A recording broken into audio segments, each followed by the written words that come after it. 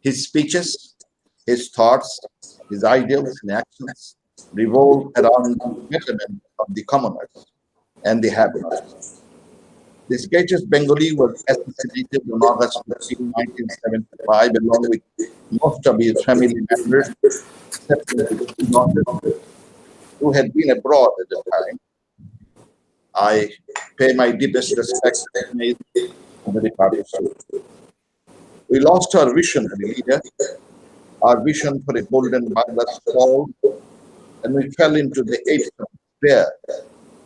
The conspirators murdered Bangabandhu, but his vision, his love for his people, and his ideals could not be uprooted from the minds of his people. We, under the dynamic leadership of Prime Minister Sheikh Hasina, daughter of Bangabandhu Sheikh Mujibur Rahman, have been working hard to realize the dream of our father of the nation, Bangabandhu Sheikh Mujibur Rahman, the golden Bengal. Distinguished participants, tall for a Bengali with a shock of a graying hair, a bushy mustache, and alert black eyes, Mujib can attract a crowd of 1 million people in his rallies and hold them spellbound. That's how the Newsweek magazine on 5th April 1971 tried to describe the charisma of poet of politics, our father of the nation. On 7th March 1971, the poet ascended the stage, facing more than 1 million people at the event. The poet of politics spoke for about 19 minutes in front of his people, and this shaped the final struggle of Bengal freedom, honor, and esteem. Bangabandhu so eloquently delineated how the occupiers have been depriving the nation of its political, social, economic rights. His voice reminds of a thunder. His directives were as clear as crystal. His demands echoed institution of democracy. His claims were to establish equal rights. In 1970, Pakistan held its first national election under adult franchise in the whole of the country. And Bangabandhu's party, the Awami League, 167 parliamentary seats out of 169 in Didam, East Pakistan. And naturally, he was supposed to form the new government. But Pakistan military junta, in collaboration with Pakistan's People's Party of Zulfikar Ali Bhutto, who got only 80 seats, postponed the parliamentary session in order to deny Bengalis, and especially Bangabandhu, to run the administration. At this, a statewide non-cooperation movement started on 1st of March 1971, and on 7th March, Bangabandhu said, and I quote, "Today I appeared before you with a heavy heart. You know everything and understand as well. We tried with our lives, but the painful matter is that today in Dhaka, in Chattogram, Khulna, Rajshahi, and Rangpur, the streets are dyed red with the blood of our brethren. Today, the people of Bengal want freedom. The people of Bengal want to survive. The people of Bengal want to have their rights. What wrong did we do?" He mentioned 4 conditions for joining the National Assembly on 25th March. 1, the immediate lifting of martial law. 2, the immediate withdrawal of all military personnel to their barracks. 3, immediate transfer of power to elected representatives of the people. And 4, a proper inquiry into the loss of life during the conflict. He also gave several directives for civil disobedience movement, including instructing them what to do and what not to do in his absence. Distinguished participants, 15th August 2020 marks the 45th death anniversary of Bangabandhu Sheikh Mujibur Rahman. I pray for the salvation of the departed soul who lost their lives on that fateful morning, the darkest chapter in our national history. I hope very soon it will be possible to repatriate the absconding killers of Bangabandhu in the Mujib year, and that would be the greatest gift to our nation in celebrating the birth centenary of the father of the nation. Father of the nation, Bangabandhu Sheikh Mujibur Rahman spent the better part of his life, indeed, his entire youth in prison, only to establish democracy, rights of his people, and justice. Despite all the pressures, he never yielded, even at the slightest provocation. He sacrificed his own freedom only to win freedom of others. Let me go back to a little bit. Pakistan was created in 1947, and it has two parts, East Pakistan and West Pakistan, the two wings separated by around 1,200 miles. We lived with Pakistan, lived together with Pakistan for almost 23 years, from 1947 to 1971. During that period, Bangabandhu was in jail almost for 14 years. Out of 23 years, he was in jail in 14 years. The reason is he demanded rights of the people. He demanded the right for vote and food. He wanted to end exploitation and inequality of economic inequality, to end discrimination. And he wants to establish rights of Bengal people. For these reasons, he was in the jail, suffered most of his life, youth life, in the jail. Anyway, and after he came out of jail, he ran for the election. Bengalis overwhelmingly supported him, as he was the mouthpiece and only hope of the Bengali emancipation. After the war, the liberation war that we ran for 9 months, 10 days, immediately upon the assumption of the stewardship of the country in 1972, Bangabandhu pursued economic diplomacy in order to rebuild a war-torn country, which is said needed food for people and employment for the youth in order to fulfill the aspirations of the nation. During the short time of his tenure for 3.5 years, first what he did a miracle. Within 2 months, he was able to send back all the troops of the friendly countries. That was possible because of his personality. Within 10 months' time, Bangladesh adopted a beautiful constitution. I may remind you that it took 9 years for Pakistan to have its constitution, and it took around 13 years to have the US constitution. But Bangabandhu did it within 10 months' time. Within his 3.5 years, he rebuilt the economy which was having negative GDP growth rate during 1970, 1971, and in the 1971-72 fiscal year. It was having around negative 11.3 GDP growth rate. It turned into, within a short span of time, when he was killed, the GDP growth rate shoot up to 7.5% positive. This was a miracle. He got a membership within this short span of 3.5 years. He got membership to all important international organizations, including the World Bank, the IMF, the Commonwealth, and so on.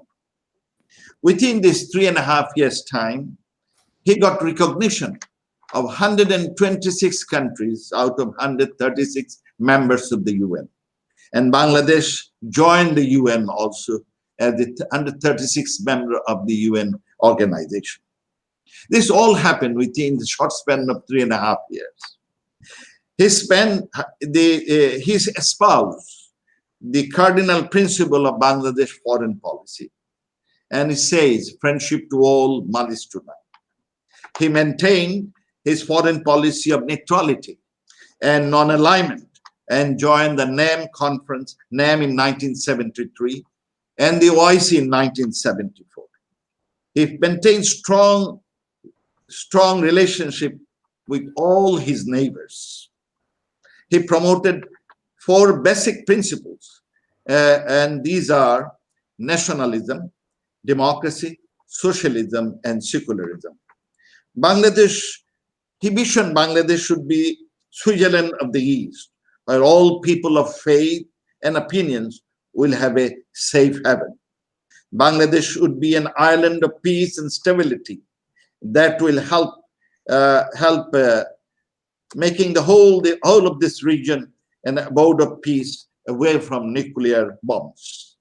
He put primary priority on agriculture, education, economic development, and wanted to end corruption. So during his short span of 3.5 years, he gave a vision to the nation. And the vision was, we are till today, his daughter, our Prime Minister Sheikh Hasina, is still following that vision. What vision is?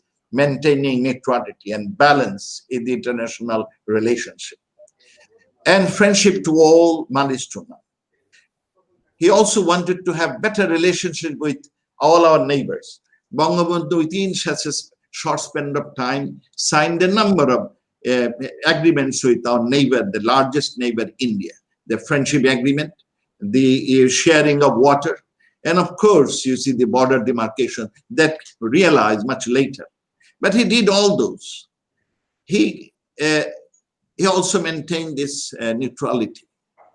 So today, as I understand, the topic is his vision of an independent role. What Bangabandhu vision as an independent role, today we are maintaining that same role. We are maintaining relationship, equal relationship with all our neighbors by and large. We are maintaining our historical relations. At the same time, his vision for economic, economic diplomacy, we are also following through that. And in the same vein, we are also trying to help the deprived and the discriminated ones. Bangabandhu always stood for the have not sent the poor one. Once, if I remember, he was making a speech, and that he said, the world is divided into two groups, the exploited and the exploiters, and I am with the exploited. So till today, we also maintain that. Bangabandhu also shared the principles, adopted the principle of UN, and was looking for peace and stability across nations. Bangladesh has been maintaining and supporting peace initiatives of the UN. We are one of the largest peacekeepers in the world. So what Bangabandhu, the vision that he left for us, basically we are following, getting guidelines from his vision till today. And we may have to continue this. For a country like Bangladesh, we may have to continue his vision of non-partisan, non-alliance, and of course, friendship to all and malis to none. The Army League led independence distinguished participants. The Army League which led the independence struggle of the country is now taking us toward emancipation from poverty, hunger, unemployment, under the leadership of Bangabandhu's daughter, Jananetri Sheikh Hasina. In almost all global indicators of development, we are now ahead of Pakistan, which was much better off when we got separated from Pakistan. As for the last report of the UN Human Development Index, Bangladesh spearheads many countries, including Pakistan, in the areas such as education, health, resource distribution, gender equality, public security, poverty alleviation, employment creation, and decrease in social inequality. In 1972, in a war-rich country of 7.5 million people, around 76% of people used to live below the poverty level. Now, only around 20% people live below the poverty level. And for the extreme poverty, only around 10% people live below the extreme. This is a miracle for Bangladesh, a country which has very little resources, very little proven mineral resources. It has two major resources. One is manpower and another is water. And these two resources are such that unless they are managed well, they may create problems. Bangladesh, therefore, has to be very careful all the time in managing these two resources, both water and is human resource. We are very lucky that majority of our human resources are young. We have a country of young people, and will continue to have these young people next 15 years. Our focus should be on as to how to engage these demographic and receive the demographic dividend, how to engage them gainfully and get the demographic dividend. Father of the nation believed in agriculture revolution and dream of self-sufficiency in grains. His daughter has gifted the nation with a country full of agricultural produce, aqua resources, and industrial balance. Now we export many items, meeting our own internal demands. Bangabandhu worked increasingly, incessantly to make all sectors of wherever the country into self-sufficient economies areas. His daughter, her daughter's Vision 2021 and Vision 2041 promises a developed country status. Her Delta Plan of 2100 is a reflection of her father's vision beyond horizon. Distinguished participants, history has always been shaped by the forces of extraordinary leadership. Bangabandhu Sheikh Mujibur Rahman, the father of the nation, had made the history of our country. The achievement of freedom for his people was the father of the nation, Bangabandhu Sheikh Mujibur's lifelong work. In his unshakable pursuit of it, he created history just about everybody. Tagore made Bangla known to the world. Bangabandhu made Bengali and Bangladesh known to the rest of the world. Father of nation knew how to fight for right and freedom. He never deviated in the slightest from his principle and ideals which he cherished till his death. Starting from our fight for mother tongue in 1948 to 1968 to 1971, Bangabandhu was the unconditional leader. We are a small country, and he said, and I quote, "We are a small country. We want friendship with all and malice towards none." And since then, friendship to all, malice towards none has been Bangladesh's tagline of foreign policy determination. Bangabandhu, friend of Bengalis, Sheikh Mujibur Rahman, the founding father, is often called friend of the world for his fight for the rights of deprived people. We are in the middle of Mujibur celebration this year. Under the kind guidance of the Honorable Prime Minister Sheikh Hasina, the people and the government of Bangladesh have been celebrating the birth centenary of the father of the nation, Bangabandhu Sheikh Mujibur Rahman, since 17 March 2020, and the celebration will reach the closing by inaugurating the Golden Jubilee celebration of our independence in March 26, 2021. I believe this during these 2 years, this year, while we were observing Mujib Borsho, and following year, when we will be observing our 50th anniversary of our independence, we need to review and reflect on the principles and ideals and values of Bangabandhu. We have to think that what he wanted to achieve. He wanted to achieve Shunar Bangla, a prosperous, non-communal, stable economy where the difference between rich and poor will be minimum, where everybody will be guaranteed food, shelter, and accommodation, healthcare, and education.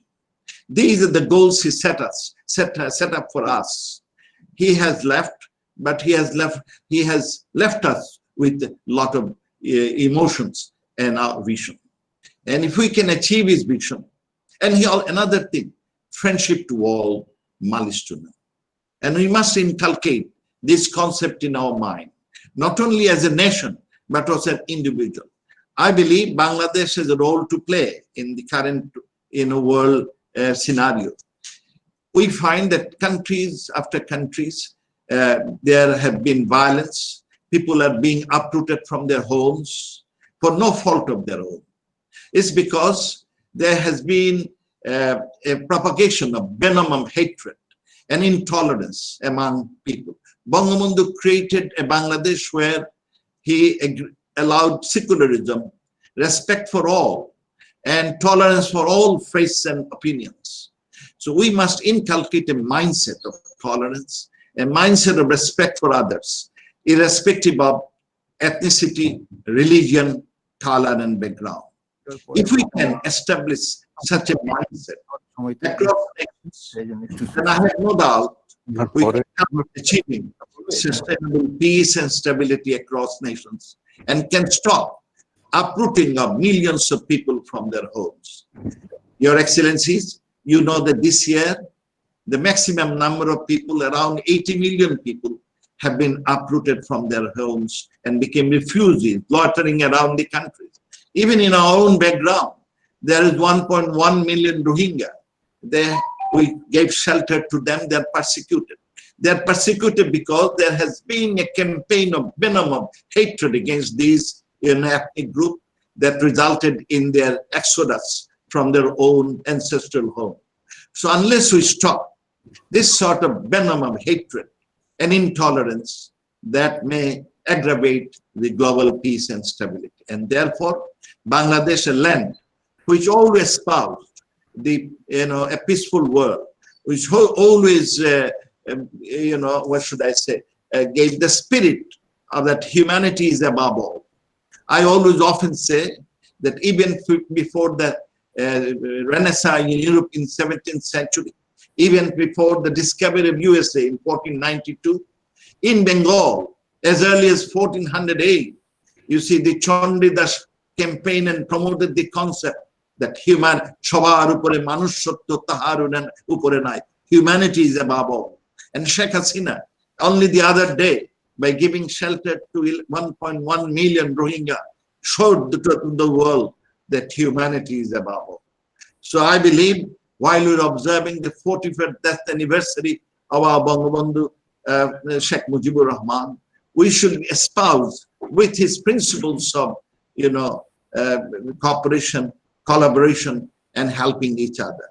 We should be the leader in the world in terms of spreading the words of peace and stability. He wanted Bangladesh to be an island of peace that will give life to the other nations within the region for peace and stability. Maybe it is time for us. It is time for us that Bangladesh and his leadership should give not only Bangladesh, the whole region and the world, the spirit of peace and stability. And if we can achieve that, and I'm sure we can achieve, because we are a nation of victors. And since we are a nation of victors, and we have young people, so many young people, with only thing we need, we want to put spirit in them.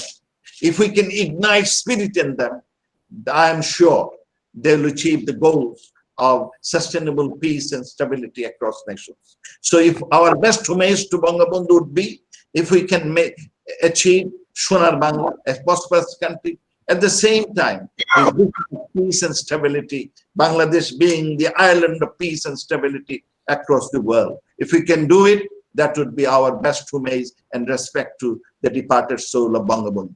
I thank you all. I'm sorry I may have taken a little extra time, but I thank all of you and wish you good luck. On this day, I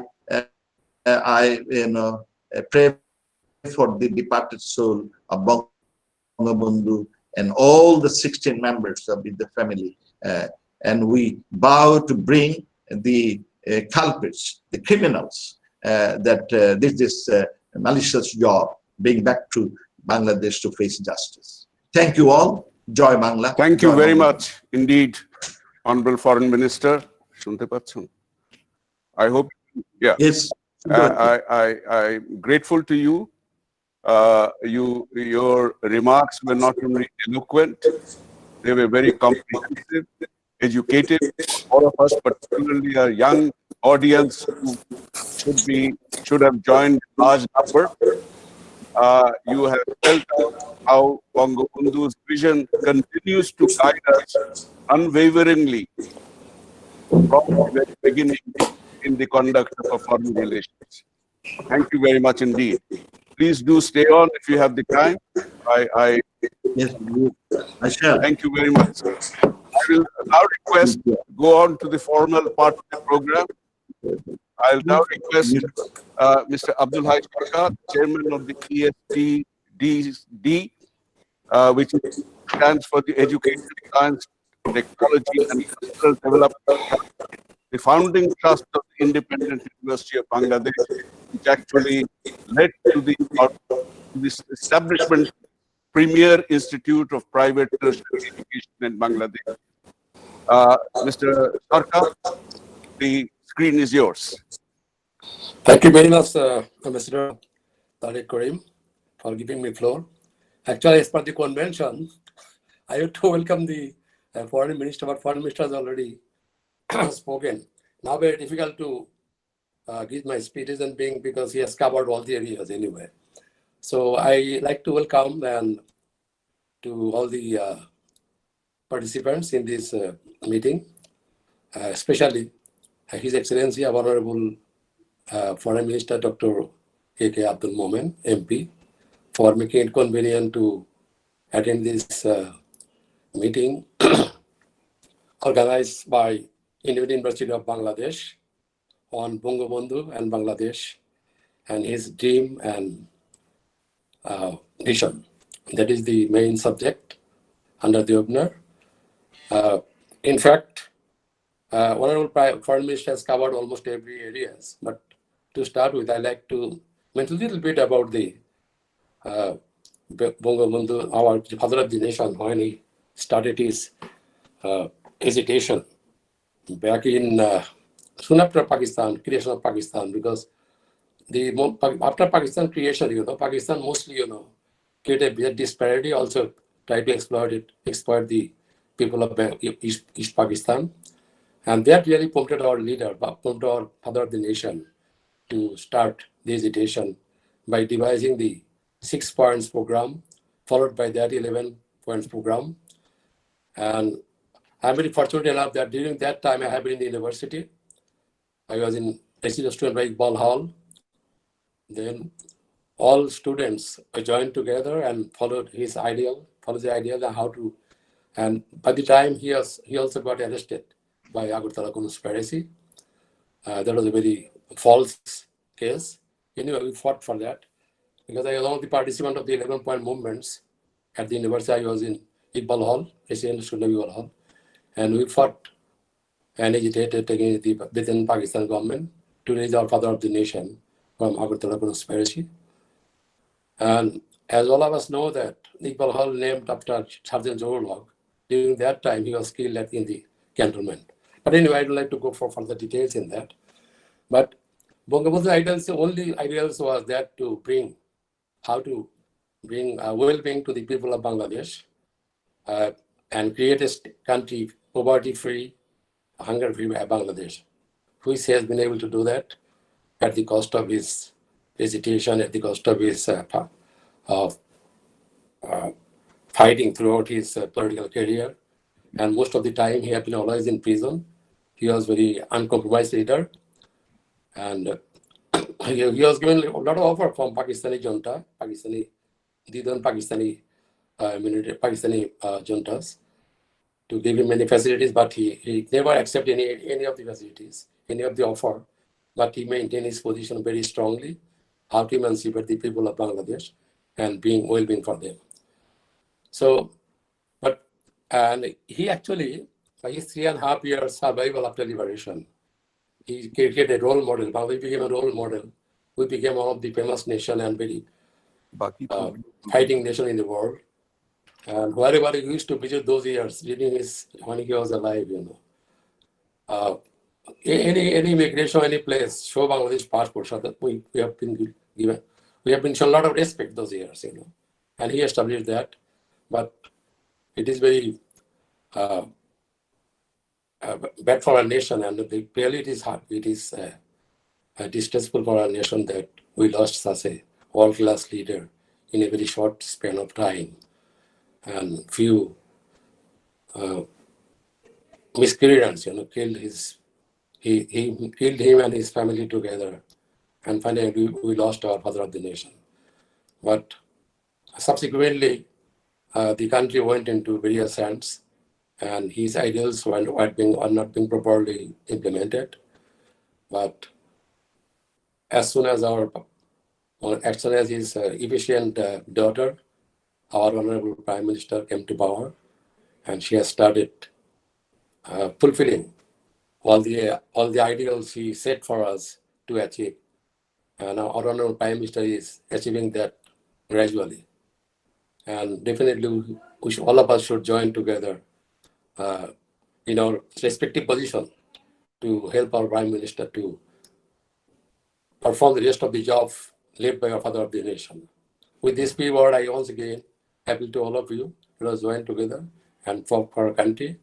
And Bangabandhu's unfinished work, we have to try to fulfill under the leadership of our honorable Prime Minister. With this few word, I once again grateful to all the participants in the discussions in this meeting, and we are grateful on behalf of Independent University of Bangladesh. Thank you very much. Thank you very much, Mr. Abdul Hai Sarkar, for your invaluable comments and illuminating remarks. Although DBC will stop telecasting in a few minutes, but this program will continue on the web links that we have provided to everybody who has joined. So I will now call on Professor Dr. Imtiaz Hussain, Acting Dean of the School of Liberal Arts and Social Sciences and Head of the Department of Global Studies and Governance in the IUB for his remarks as he discussed. Professor Imtiaz, the screen is yours. Please unmute. Others, please stay muted. With your permission, Honorable Foreign Minister Dr. Momen, and my four Boro Bhais, two chairmen, the Vice Chancellor and Research Fellow, the former Ambassador Tariq. With your permission, I would like to extract 5 themes and amplify from the Honorable Foreign Minister's presentation. And I'd like to connect them with students and faculty of the Global Studies and Governance program and the Social Science and Liberal Arts students for their future research, hoping that what they produce can look after the next 50 years of our journey. And here again, I pick on the foreign minister's theme that he mentioned, spirit. The spirit we would like to bequeath upon them. The first of my themes, refugees. There were 10 times more Bangladeshis entering India in 1971 than there are Rohingyas here today. Our saving grace was Bangabandhu Sheikh Mujibur Rahman.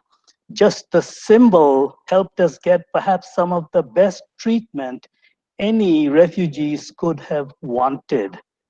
Rohingyas don't have that. Yet, from August 2017, of all the leaders worldwide, Bangabandhu's daughter, our Prime Minister, Sheikh Hasina, took control, ownership of the crisis. And for you students, can we pick that theme up and see what we can do for the next 20, 30 years, for as long as they are here? For example, there are 400,000 children, and the majority are women. What can we do with their education so 20 years down the road, the children can say, I was taught in a refugee camp in Bangladesh. And the women will say, I got back my gender dignity in a refugee camp in Bangladesh.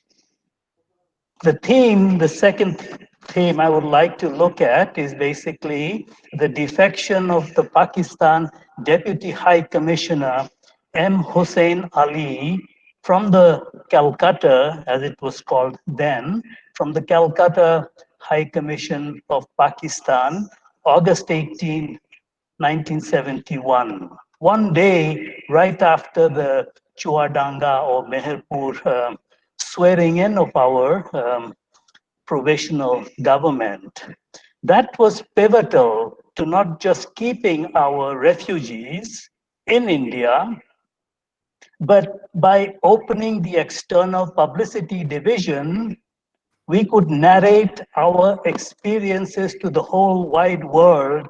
Every correspondent had to come through that office to see the camps, whether they were refugees or the war camps.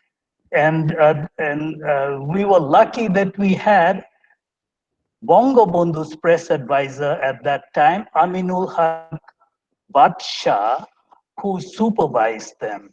He gave a face and a glow to Bangabandhu, a very enigmatic figure at that time globally. And that really helped us, from the editor, one of the editors of Newsweek, Arnold Boschgray, to Simon Drink, and all the Operation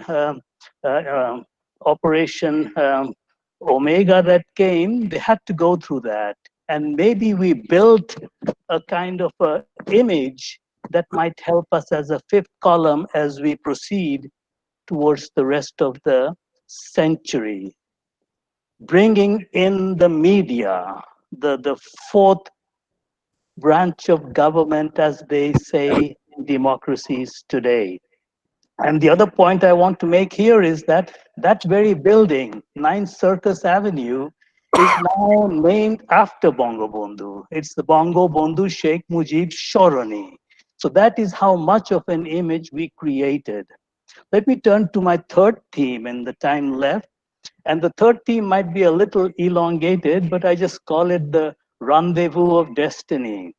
And this has to do between Bangabandhu and Zulfikar Ali Bhutto. He lost handsomely the election, as you heard, in December 1970, and he left a murderous Dhaka, 25th of March, only to say in Karachi when he landed on the 27th, I have saved Pakistan. Pakistan has been saved. Yet in December that year, he had to bring Bangabandhu out of the Dak bungalow, the jail that he was in, to tell Bangabandhu, please save Pakistan. And it is that same Zulfikar Ali Bhutto who basically made what I call the Yalta of South Asia, the Shimla Summit 1972, that paved the way for the second and third meetings between Bangabandhu and Bhutto. And the Declaration of Liberated Europe in 1945 took another 40 years to be fully completed. We have gone more than 40 years in South Asia, but we are working on it. Students, this is something you need to pay more attention to. How do we bring that peace, like in Europe after World War II?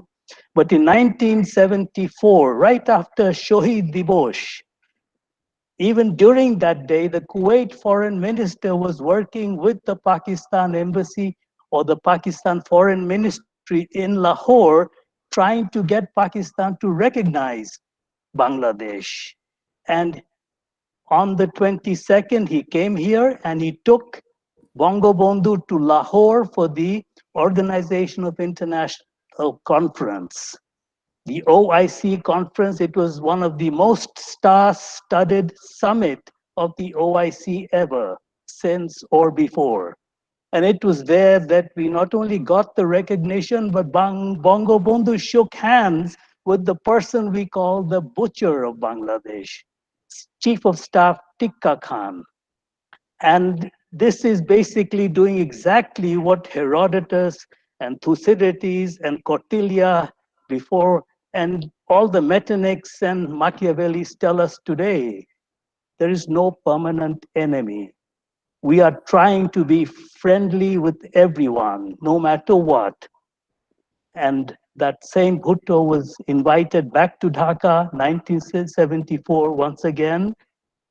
This is the rendezvous of destiny that I think was important to the shaping of our future. The fourth theme really began by the person who sent the plane that took Bangabandhu from Dhaka to Lahore in 1974. And this was from Algeria. It was the Algiers Non-Aligned Summit, 1973. And that was basically triggered by the first Cold War. Yet, there are lessons to be learned there that might help us with the second Cold War, unraveling right across our borders. Now, I would like you students, faculty members to look at those issues and see what you can do. And the fifth and final theme I would like to talk about has to do with the RMG industry. We trace it back to the Daewoo coming here 1977. And if we push it farther, we take it to the multi-fiber agreement of 1974. Simultaneously, the World Bank reports were telling us that, look, your chief export, the chief export since 1947, jute, is facing huge plastic competition. It is exactly what our RMG is facing now with automation. What are the lessons we can learn from that that we can apply now? Let me conclude by the two words that instinctively came to us from Bangabandhu. These were the anthem of 1971, and they are basically Joy Bangla. Thank you so much. Thank you, Charles, for your very illuminating and educative remarks. I hope our students and faculty have taken good note of it and of the remarks made earlier. I was supposed to have made some opening remarks, which I deliberately shifted or put away because I didn't want our respected Honorable Foreign Minister to suddenly leave us. If I know how foreign ministers are busy and they can be called away at instant's notice. We are glad that we were able to listen to him first. My remarks are basically a few which derives from the inspiration that Bangabandhu gave to us. Let me first say that, and I have always asserted time and again, that if there had been no Bangabandhu, we would not have had a Bangladesh today. Bangabandhu for Bangladesh is inseparable. The two are inseparable. There would have been no independent India, at least not when it happened, without a Gandhi, or an independent South Africa without a Nelson Mandela. So in that sense, there is an analogy that we need to keep in mind. Nationalism, feeling of nationalism may exist in many communities. We still have some communities in the world who feel they are a nation, but they have not got a state. Bengalis nurtured a deep sense of nationalism, not just for decades or centuries. It goes back to the civilizational culture that they developed. What Bangabandhu did was, with his boldness, incredible boldness and charisma, he brought all Bengalis and gave, with leading the Awami League, the platform to voice their national sentiments. And this is basically what the historic 7th March speech was all about. He made them feel not just nurturing that national feeling within them, but that this needed to come out. We have to remember that when we became part of Pakistan, the ideas of the Bengalis essentially was that this would be a loosely federal state, closer to being a confederation rather than a state. That was what the original British plan was. After 47, we realized that that was not going to be, because the baby of federalism was thrown out with the bathwater very soon after its creation, right in 1948.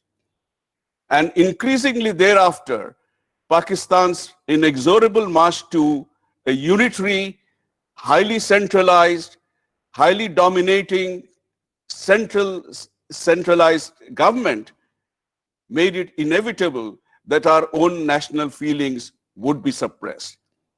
And this is what Bangabandhu realized himself. If you read his unfinished memoirs, you will see the transition that takes place in the man, the statesman, the visionary. And therefore, the sequence of events that led after that inexorably led to the 7th March speech. That was the first element I wanted to comment on. Number two, having got a state, now we are no longer just Bengalis feelings proud of our national Bengali nationalism.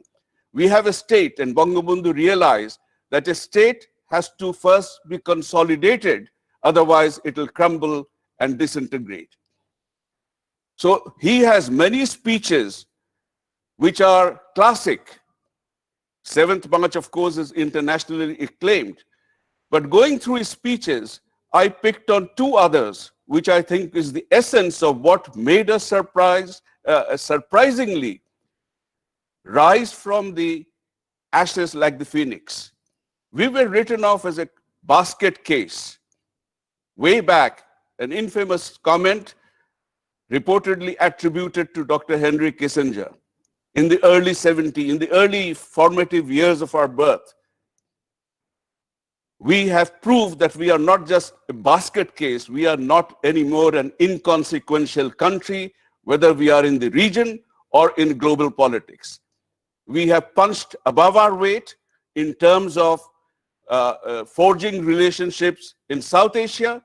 We have punched above our weight in the international arena, whether it's in the United Nations or other international bodies which govern the world order that came into being after 1945. That second speech was delivered on the 11th of January, 1975, at the first passing out parade of the recently established Bangladesh Military Academy, where he talks what is necessary for Bangladeshis to realize, whether they are in the army or in the civil servants or in the bureaucracy or among the people and businessmen. Discipline, unify yourself, work selflessly for the people, for the benefit of the people. Without discipline, repeatedly in that speech, he keeps saying, without this discipline, you will not be able to hold the nation together. That was his nation-building speech, that inspirational speech, which has been the mainstay of our survival and progress, inexorable progress. And the third speech, Bangabandhu realized very well that a nation state does not exist in isolation. As John Donne said, no man is an island. None of us can live in isolation one from the other. We belong to a family, the family belongs to a community, the community belongs then to some entity larger than the community. And he realized immediately, after all, he was a product of what turned out to be the Cold War. I have stated in my lectures and writings elsewhere that in a sense, while the gestation of our nationalism took many decades, the fruition of that, the actual birth of Bangladesh, was midwifed by the Cold War. And in a sense, our early politics was witnessed by the Cold War, which played out externally and internally. He realized that the world was divided. He realized that there were many divisions, ideological divisions, divisions between haves and have-nots, the inequality of justice applied preferentially, and his statements, his pronouncements, I think it's encapsulated in his address to the United Nations General Assembly on the 25th of September, 1974. Of this speech, and again, that's an historic speech for us, for ourselves, and as the Honorable Foreign Minister has stated, that serves as the inspirational foundation for our foreign relations since our birth. There were two paragraphs that stand out. The number one, first paragraph that stand out for me, there will be others, was paragraph 7, where he states, while the legacy of injustice from the past has to be liquidated, we are confronted by challenges of the future. Today, the nations of the world are faced with critical choices. Upon the wisdom of our choice will depend whether we will move towards a world haunted by the fear of total destruction, threatened by nuclear war, faced with the aggravation of human suffering on horrendous scale, and marked by mass starvation, unemployment, and the wretchedness of deepening poverty, or whether we can look forward to a world where human creativity and the great achievements of our age in science and technology will be able to shape a better future free from the threat of nuclear war and based upon sharing of ideals. These are visionary statements. He is anticipating, in a sense, what we are facing today. And that is something I'm sure our policymakers now in charge, and particularly his illustrious daughter who inherited his mantle, is very well and acutely aware of. The second paragraph in that speech which stood out, and Honorable Foreign Minister also made a reference to that, are the basic principles which underpin our foreign policy. Bangladesh, in paragraph 12, he stated, Bangladesh from its very inception adopted a non-aligned foreign policy based upon the principles of peaceful coexistence and of friendship towards all. Our commitment to peace is born of the realization that only an environment of peace would enable us to enjoy the fruits of our hard work, national independence, and to mobilize and concentrate all our energies and resources in combating the scourge of poverty, hunger, disease, illiteracy, and unemployment. These are visionary words. He was almost looking into the future 50 years on. And in a sense, as we are going to enter our 50th anniversary of birth, it would behoove all of us to look back on these words and once again get re-inspired by this to work towards the next 50 years. I'll end with some anecdotes. I had the privilege of first being associated with the great Bangabandhu as director personnel in 1973, but more closely associated when I accompanied him as director of West Asia, Middle East and Africa to many of his trips. I was among the team which went out seeking recognition for Bangladesh in a hostile Muslim world. And we could see his mesmerizing charisma. Our official delegations would flounder about trying to get people to agree to deals. Then there would be the one-on-one between Bangabandhu and the Sheikh or the Emir or the president of a country. And everything that we wanted was already there on a silver platter for him. That was he. When he walked into the room and talked to somebody, he had that singular, unique charisma and character which vibrated. Everyone would feel it. They would recognize the integrity and honesty of the person approaching it, and they would sit down and say, okay, we will work with you. Without that, our life would have been very, very difficult. I remember how very excited he was, and this is a telephone conversation that our foreign minister was having from a hotel in Bahrain when we first got the news from New York that all remaining hurdles to our membership have been removed. And he called him. I was sitting there with my DG. the foreign minister called Bangabandhu, and I could, although I was 6 feet away or more, I could more or less hear Bangabandhu's excitement. That wonderful, great, I will go and address. Number 3, friendship to all. Despite the Cold War divisions, he reached out to all the great powers at that time. Of course, we had to navigate the shoals that existed, but we not only navigated them, we navigated them well. Number 4, that we are, as I said, not living in isolation as this region. He immediately, very early on, declared that we must have peace and friendship and cooperation with all our neighbors. And that, in a sense, is where it started. So I'll end with those remarks. I will now call on our esteemed Acting Vice Chancellor and Treasurer, Khandakar Muhammad Iftikhar Haider, to deliver his closing remarks and vote of thanks.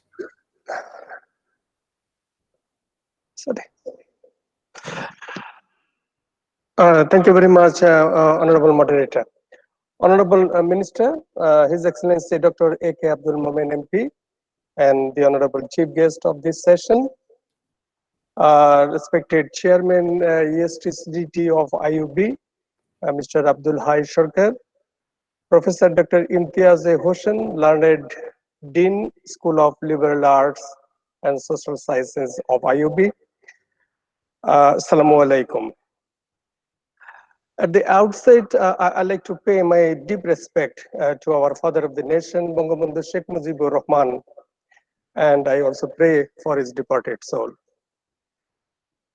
IUB has arranged this seminar, this webinar, rather I call, and the topic is selected, Bangabandhu and Bangladesh, his vision of an independent Bangladesh role in the region and in the world. I like to focus something in terms of not in general aspects, but also in terms of the foreign policy. The foreign policy that we have that has been influenced by some of the major factors. The main factors that everybody should admit is the leadership, the geographical positions of the country, the domestic policies and ideologies that they inherit, or the culture, the socio-economic status of the country, and the geopolitical environment on which the country is situated. Bangabandhu, as everybody mentioned, and we know it, that is not only a national leader, he was also a global leader. He was popularly known for his global commitments, for his leadership, and his role for our independence. This is the very core impetus in shaping our foreign policy and developing our bilateral relations with other countries. What we have seen that during our liberation war, we achieved support from many countries. At the same time, we also have resistance from others. The Mujibnagar government that we had, that government had to interact with the foreign powers to support our birth as an independent nation. This phase of the government has their impact on our foreign policy.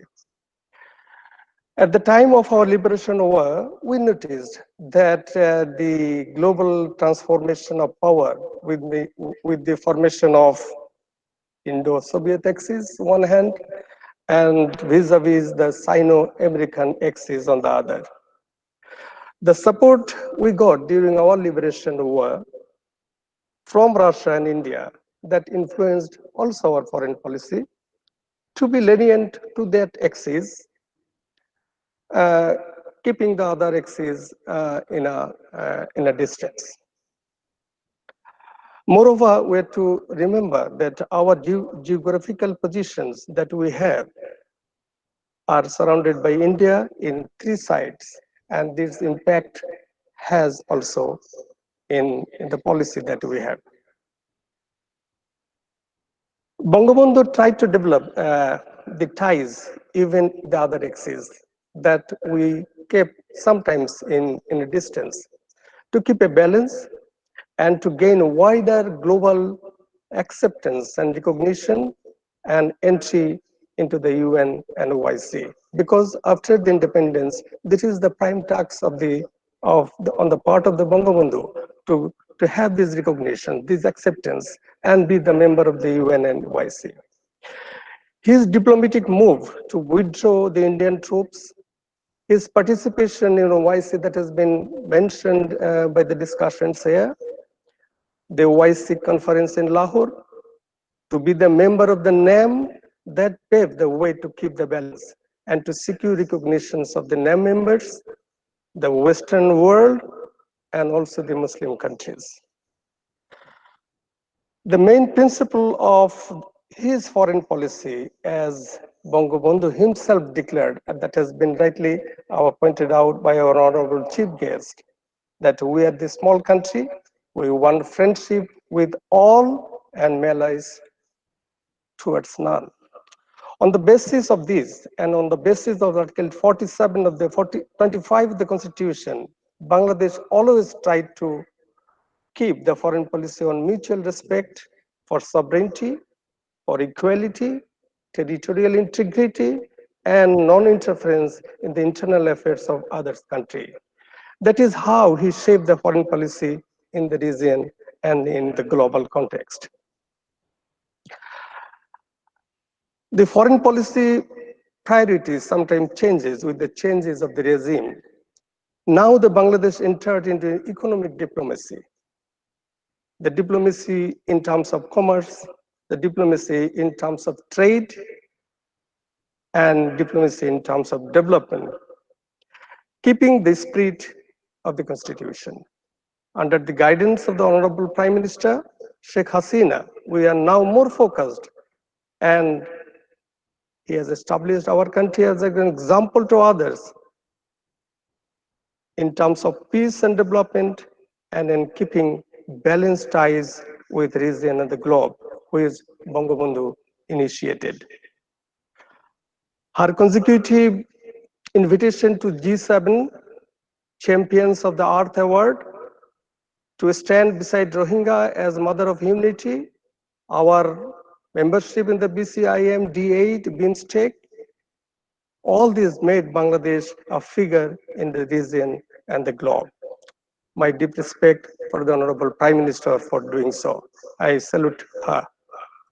Honorable Prime Minister, you have given us enough time, and we know that you have the busy schedule and a busy person, yet then you have given us the time to be the chief guest in this session. So I acknowledge it, and I express my gratitude and thanks for such an gesture from your side.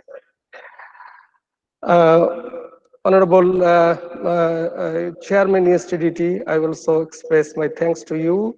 You have joined here. I know that you are not in the country, you are in the outside, yet then you have given us the time. Professor Dr. Imtiaz Hussain, you have enlightened the session with your comments and remarks, especially for the students of the IUB, also the moderator. Thanks to everybody. Thanks to Honorable Foreign Minister once again, the discussions, the moderator, the diplomatic corps that have witnessed this session, and all the viewers. I again, on behalf of IUB, express my thanks and gratitude to everybody. Thank you all. Thank you very much. Thank you, Mr. Haider. And with those remarks, before I close, again, thank you deeply, personally, and institutionally, Honorable Foreign Minister, for being with us, for being patient, and for gracing this function. I declare this webinar closed now. Thank you. Assalamu alaikum.